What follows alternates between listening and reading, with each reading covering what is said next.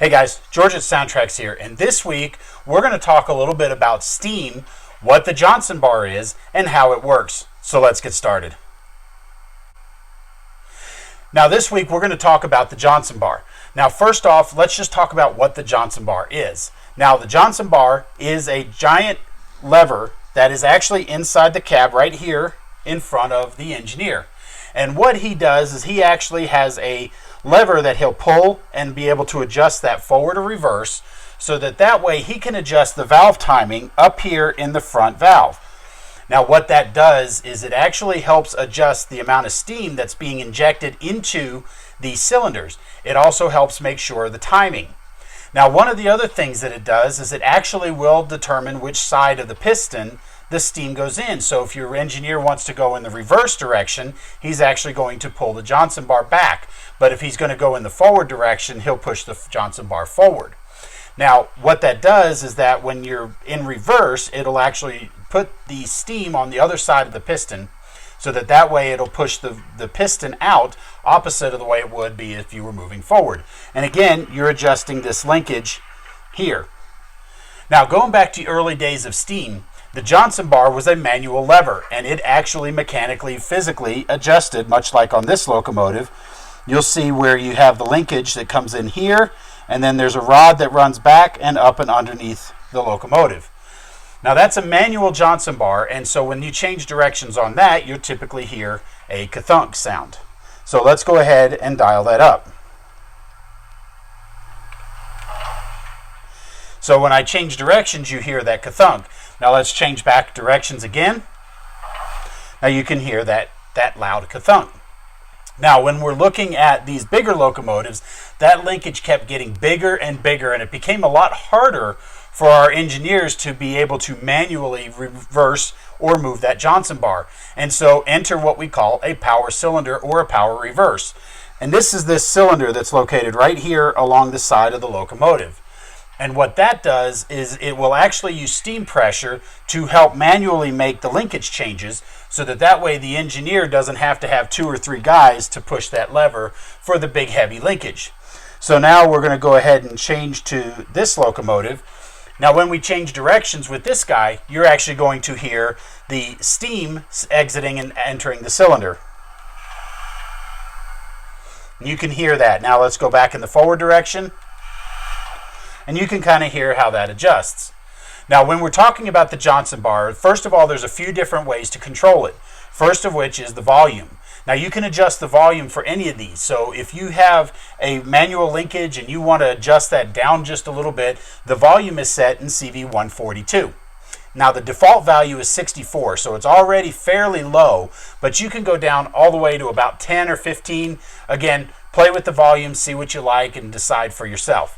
Now that will also affect the power reverse. So again, you're going to use that same CV. Now next up is function mapping. And by default, the function mapping for the Johnson bar is taken off of a button. So none of the function buttons that you use in your throttle will actually trigger the sound of the Johnson bar. Now the function mapping CV for that is CV 1.320. Function or CV 1.320, and it's set to 255 to take it completely out of the function mapping. Again, so no function buttons can activate the trigger of the Johnson bar. Now, the other part of this is our auxiliary function mapping, and that allows us to trigger sound effects and lighting effects to happen automatically based on direction and motion. So in this case, CV 1.448 is set to a value of 5. So that anytime the locomotive is in the forward direction, you're going to hear that Johnson bar play. And then whenever you go in reverse, you're actually going to hear that Johnson bar essentially turn off, which will also create the sound. And that's why when I change direction, you'll hear that Johnson bar sound play regardless of direction of travel. Now one other aspect of where you might hear the Johnson bar is when we're using the manual cutoff adjustment. Now this is actually how the engineer adjusts the amount of steam that's being injected. You have the throttle, but you also can adjust the timing. And what that does is once an engine or once a train is running, you're going to typically be just simply maintaining speed. So you don't necessarily need that full travel of that valve. So the engineer will shorten the travel for the valve so that way injects just enough steam to maintain speed. So using the F5 and F6 by default are the essentially cutoff plus and cutoff minus. Now, this is actually where the term notching comes from, because on the Johnson bar, if you look closely, you'll actually see that there's 24 notches all the way through. So when the engineer pulls that lever to pull up the detent and he slightly adjusts that Johnson bar, he's going to release, and that's going to drop into one of the notches, and that's actually where the term notching comes from. Now, as I mentioned, on a real locomotive, you typically have 24 notches. Well, on our steam locomotives, when we're running our locomotives around our layout, 24 presses to be able to go all the way forward or all the way back seems awful excessive. And so what we did is we basically divided it up into quadrants. So when you're running the locomotive, you first put it on the track, your Johnson bar is all the way back. Now, as you start to move, you can adjust this manually using the F5 to throw the Johnson bar forward, and that will allow the change in the chuff sound. You're basically adjusting the amount of travel that valve has, so you're going to get a more staccato sound. Now, you can turn the function 5 on 3 times, and that 4th press will actually drop it all the way into full drifting. So actually, once you do that, you'll hear the snifter valve drop, and you'll actually hear the leaky valve packing as your locomotive is running down the track in a full drifting mode. Now again, to pull the Johnson bar back, you're actually going to use the F6 key, and every time you turn it on, your Johnson bar will move back towards you. So let's take a listen and see what it sounds like while we're running in real time.